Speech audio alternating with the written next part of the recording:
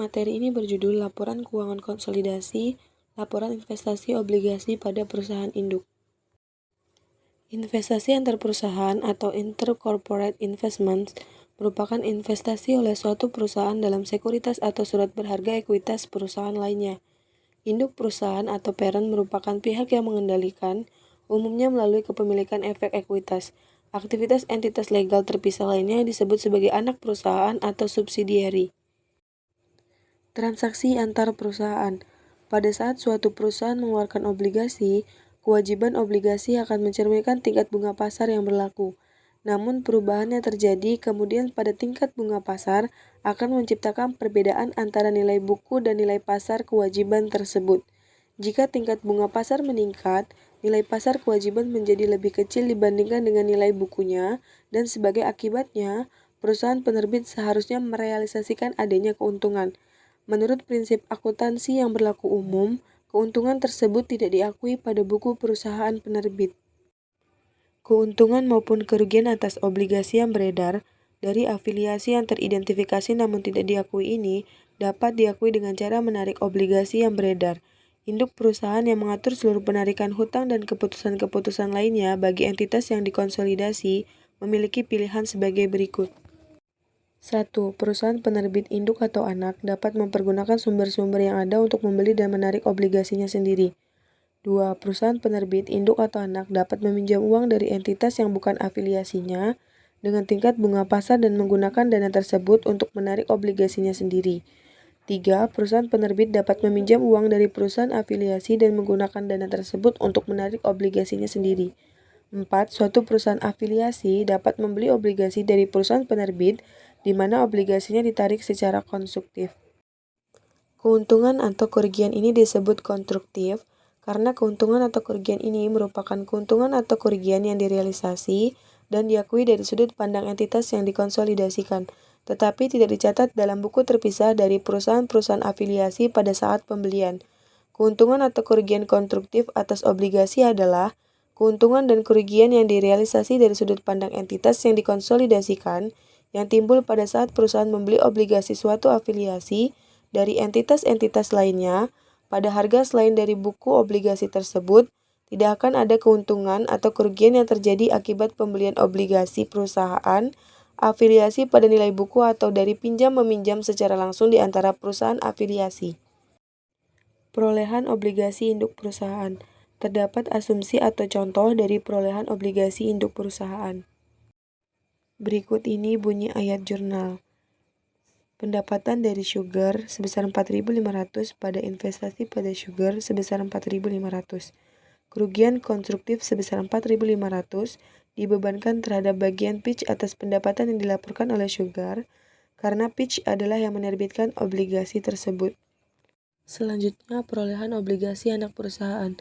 Diasumsikan bahwa Sugar menjual obligasi kepada publik dengan nilai nominal 1 juta, tingkat bunga 10%, jangka waktu 10 bulan pada tanggal 2 Januari 2006, dan bahwa Pitch memperoleh obligasi dengan nilai nominal 100.000 dari obligasi-obligasi ini dengan harga 104.500 pada tanggal 31 Desember 2006 di pasar obligasi. Pembelian oleh Pitch mengakibatkan penarikan konstruktif atas obligasi Sugar yang bernilai nominal 100.000 dan kerugian konstruktif sebesar 4.500 bagi entitas yang dikonsolidasikan.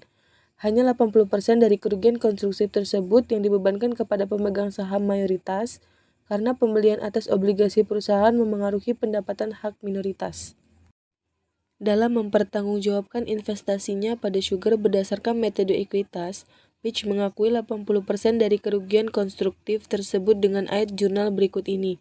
Pendapatan dari Sugar sebesar 3.600 pada investasi Sugar 3.600. Penyesuaian kertas kerja konsolidasi pada tahun tersebut atas pembelian obligasi antar perusahaan adalah sama seperti yang diilustrasikan untuk pembelian antar perusahaan atau obligasi Pitch. Obligasi anak perusahaan dibeli oleh induk perusahaan. Penarikan konstruktif atas obligasi induk perusahaan terjadi apabila obligasi yang beredar dari induk perusahaan dibeli oleh perusahaan afiliasi atau anak. Perusahaan pembeli mencatat jumlah yang dibayar sebagai investasi pada obligasi. Ayat jurnal ini dibuat baik oleh afiliasi pembeli maupun oleh afiliasi penerbit pada saat pembelian antar perusahaan, sehingga setiap keuntungan atau kerugian yang diakibatkan oleh penarikan konstruksi tidak dicatat pada akun terpisah perusahaan-perusahaan afiliasi, tetapi dicerminkan pada perbedaan antara akun kewajiban obligasi dan investasi obligasi pada buku induk perusahaan dan anak perusahaan. Selanjutnya yaitu contoh soal. PAM memperoleh 70% kepemilikan SU pada nilai bukunya 56.000. Pada tanggal 31 Desember 2003, ketika SU mempunyai modal saham sebesar 5 juta dan saldo laba sebesar 3 juta, pada tanggal 1 Januari 2005, PAM mempunyai obligasi dengan nilai nominal 10 juta, tingkat bunga 10 tahun yang beredar dengan agio yang belum diamortisasi sebesar 100.000. Pada tanggal yang sama, SU membeli obligasi dengan nilai nominal 1 juta dari obligasi-obligasi tersebut, dengan harga 950.000 dari pialang investasi. Pembelian ini mengakibatkan penarikan konstruktif atas obligasi PAM yang bertingkat bunga 10% dan keuntungan konstruktif sebesar 60.000 yang dihitung sebagai berikut. Nilai buku obligasi yang dibeli 10% dikali nominal 10 juta ditambah 100.000 premium. Itu sebesar 1.010.000, harga beli 950.000, pada keuntungan konstruktif atas penarikan obligasi sebesar 60.000. Satu-satunya ayat jurnal yang dibuat oleh SU pada saat obligasi PAM tersebut dibeli adalah investasi pada obligasi PAM pada kas sebesar 950.000. Jika laporan keuangan konsolidasi disiapkan saat setelah penarikan konstruksi tersebut, ayat jurnal kertas kerja untuk mengeliminasi saldo investasi obligasi dan kewajiban obligasi antar perusahaan akan mencakup keuntungan sebesar 60.000 adalah sebagai berikut. Tanggal 1 Januari 2005, hutang obligasi pada investasi pada obligasi PAM dan keuntungan atas penarikan obligasi. Akibat ayat jurnal kertas kerja ini, laporan laba rugi konsolidasi merefleksikan keuntungan tersebut dan mengeliminasi akun investasi pada obligasi PAM dan neraca konsolidasi, menunjukkan kewajiban obligasi kepada pemegang obligasi di luar entitas yang dikonsolidasikan sebesar 9.090.000, nilai nominal 9 juta ditambah dengan premium yang belum diamortisasi sebesar 90.000. Selama tahun 2005, PAM akan mengamortisasi premium obligasi tersebut pada buku terpisah dan SU akan mengamortisasi diskonto atas investasi obligasinya.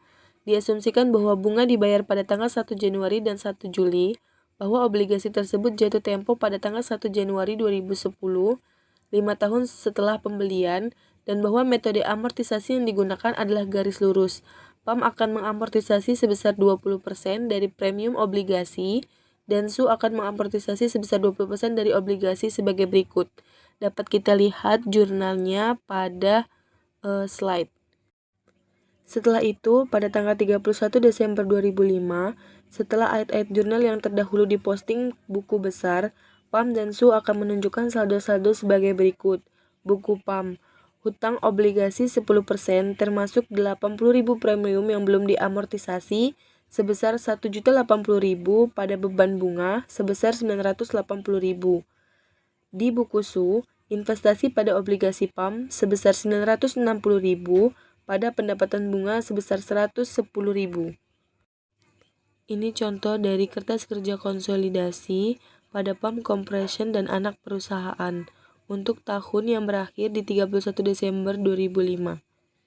Baiklah, itulah hasil penjelasan dari kelompok kami. Kami akhiri. Wassalamualaikum warahmatullahi wabarakatuh.